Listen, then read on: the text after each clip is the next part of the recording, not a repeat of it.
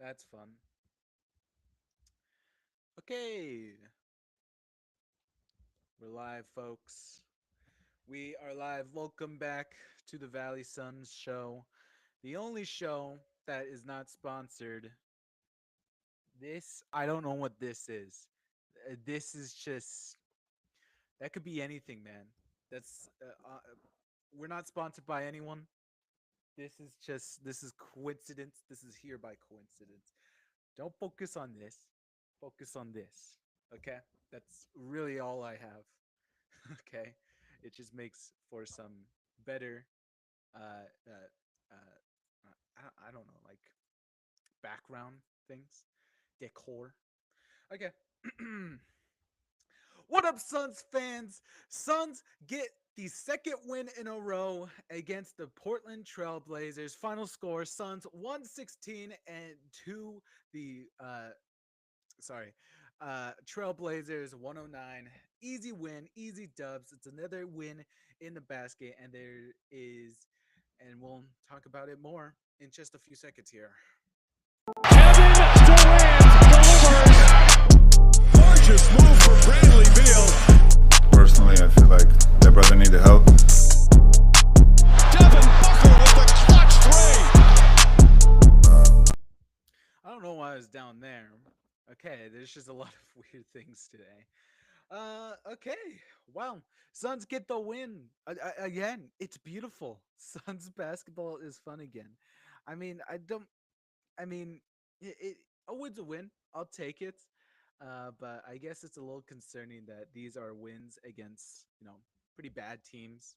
So there's not that much to like get from it because, it doesn't really prove anything other than it's just another win. But, getting a win is much better than taking a loss to any of these Utah or Trailblazers teams. That would I the Suns community would simply break if that happened. But luckily, Suns come back. They play Phoenix Suns basketball again as Devin Booker led the charge with 28 points tonight. I'm wearing his jersey. All right. No, it was a Valley night. I got this jacket for my birthday. So I have it now and I'm gonna put this up every time we have a Valley night, which we will have a Valley night again pretty soon here. Yeah, I believe our next game as well. But Devin Booker showed out in tonight's win. A simple 28 points. It's very nice seeing him out there again. I feel like this is just a pretty simple cut and dry game. Devin Booker was able to go out there and play his game. It was just nice. The Trailblazers, they're not that like hard. The, they're competitive. They're young and they're fast enough to at least compete. Things got a little bad there in the third quarter. I literally had to step away from the game just to take holiday photos. I apologize if you hear anything in the background. I currently there's a current holiday party happening in the background. So I don't know if you guys will hear that, but I had to step away in the third quarter to take some photos, and I come back and the game's tied. I mean, I didn't freak out that much about that. I've just become it's become to the point where like I've been such a Suns fan for such a long time. Over these past few years, I'm just kind of numb to it. I don't really care anymore. I even predicted that they were probably tied, knowing how this game was going. But I mean, that stuff just normally happens when KD is 1 of 9 from three. So there's a combination of Kevin Durant just having a terrible 3 point shooting night, and also Royce O'Neal, uh, like for that first quarter, he was like 0 to 3. It was a combination of um, that that led Trailblazers to come back. As Kevin Durant definitely had most of the offense tonight, especially around him, and it just continued. He just continues to show he is definitely a difference maker on this team. As literally that first quarter, Suns blasted the door wide open. Book KD look all amazing. They both looked amazing. And then KD steps away in the second, and our offense starts to struggle. Yeah, that's we're definitely gonna need some changes in that department. But even though KD was not on it tonight, he still dropped a nice 20 points, and he was able to knock down 1 3 eventually. Um, so amazing. But he still did 7 rebounds, 7 assists. Just another a nice night for us Suns fans.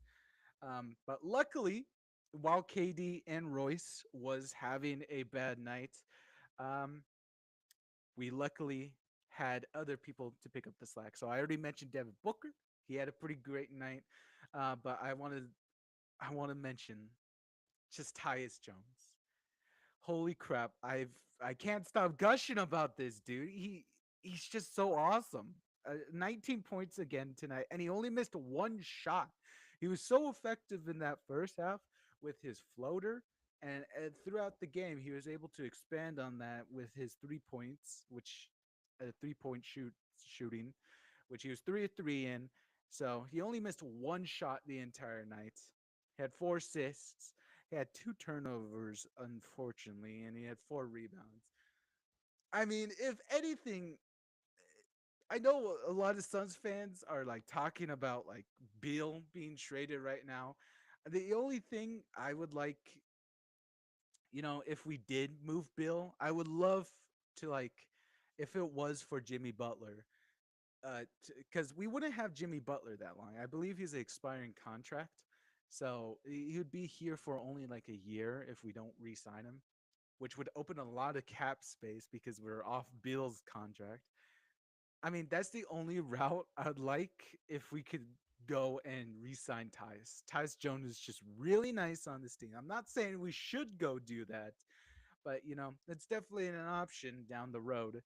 Because please just bring this man back. He is so good on this team, and it's just really nice seeing him play his game out there. Um, so Tyus Jones, just a really nice night, and was definitely one of the highlights of tonight. Um, I mean, pretty much all of our starting lineup had really solid nights, which a solid night as you would want. Um, Royce O'Neal did start the game out cold, but he did come back in that second half and he swished 3 threes, and he ended up the night looking pretty great. So, again, he's not beating those streaky allegations. He is still a streaky shooter, but he was able to overcome it in like one night. Um, Pretty great. Speaking of overcoming things, Yusuf Nurkic is back, and I know a lot of us are a little shifty on him, but tonight he proved it. One thing I have neglected to mention over these past games is that I feel like Yusuf Nurkic has been really instrumental during our closing games. As during our 8-1 start to the season, I thought it was a very overlooked thing of the duo of Yusuf Nurkic and Kevin Durant. They just always seem to have like this kind of chemistry going during that final fourth quarter when we very much need a kind of closing performance from both of them. So KD has obviously gotten most of the spotlight because he's KD and he's been clutch. He's been delivering clutch shot after clutch shot. But Yusuf Nurkic is definitely a little unappreciated, I would say, in that aspect. Is he played pretty great in that fourth quarter. He had a double double on tonight, 12 points or 10 points, sorry, and 14 rebounds. He was pretty bad the rest of the game, but I mean that's the thing about Yusuf Nurkic. He really loved what he did in that fourth, but also he has his moments where he's really bad. He had 5 turnovers and 4 personal fouls. So that's great. I mean, yeah, that's our starters. Starters looked really solid tonight.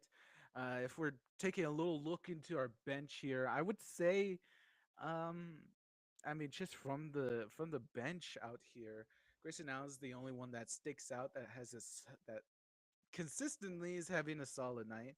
He had 12 points off of the bench.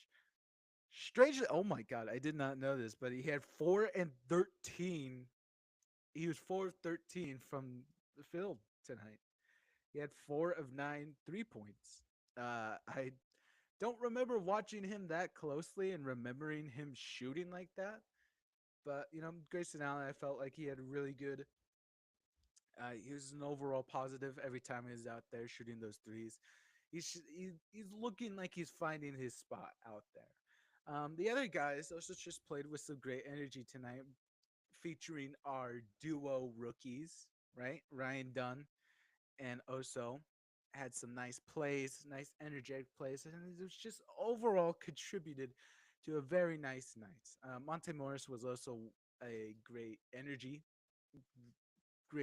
off the bench, and I also like how as the season has gone on, uh,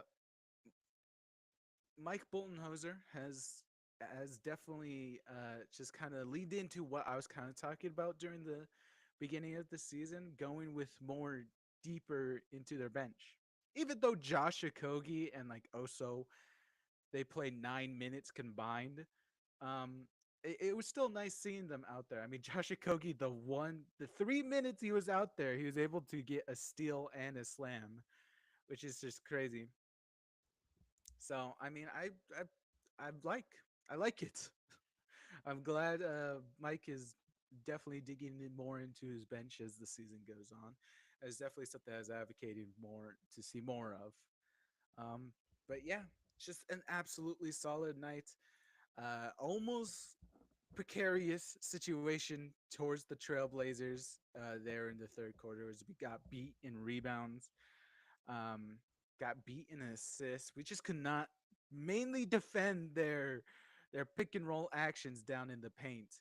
As you know, the paint defense is still something the Suns struggle with, and honestly, I think that's still it's the biggest problem the Suns have is their interior defense. I mean, I'd probably relate this to our 3 point problem that the Suns are having, where like any team who's been having a bad 3 point history, case in point, the Utah Jazz, who is like not known for their 3 point making, then we got in a dogfight with them last time. I think a huge majority of that is that the Suns just are so small that like we're going up against so many teams with strong just like centers and players that could really go down into the paint that we are over helping down in the paint, leaving the arc wide open. We've got a lot of great perimeter defenders, but they can't do their job because they're over helping in the paint. So I mean, while I would love Jimmy Butler on this team, I just still don't think it solves most of our issues as we still have to be crowding and over helping in the paint, which is really bad when you're going up against teams like Giannis, teams like Cat. Well, not teams like Cat, but players like Cat, Giannis. Um, just those kind of stereotypical centers, really good centers in the league that are on fire right now. So I'd prefer if we could get upgrade down center. I believe that's the biggest problem here with the Suns that they're having. Yeah. Reading the chat. Yeah, Zach. 231 days still going strong. I've honestly I've had mixed emotions about that. I feel like the Suns have been close to just having that meltdown, but I still believe they haven't had a meltdown just yet. Um, so yeah, that's basically it for tonight. It's just a nice, good win. We don't move up in the standings. We still stay in eighth. My bad. As we're currently tied with the Minnesota Timberwolves, 14-11 on the season, and we have another break here in the days. So we will see you back here Thursday, um, December the 19th, when the Phoenix are still at home against the Indiana Pacers. That one should be really interesting as Indiana is struggling right now, and the just matchup between Kevin Durant and Pascal Siakam will also be interesting to look at. I'm a little nervous about that game, just the way seeing how Indiana can be really fast and play high team basketball. But I mean, I think they've had center problems mostly this season, and that's what kept them below that 500 mark. So maybe we have an advantage in that. So that will be very interesting to all see. Um, so yeah, that's basically all I have to say here. We're keeping this one short. Just go enjoy the night. The Suns got to win. It's very nice. We'll all sleep well, and let's just keep chugging along. Hopefully, there's like no. Uh, I I don't know what I'm saying. I was going to say I hope there's no big trades, but I mean I'd hope it.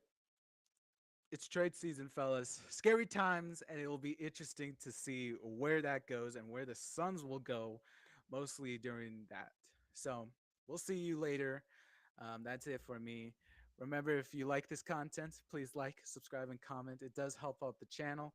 And we'll see you all here Thursday again once the Suns take on the Indiana Pacers. So we'll see you then.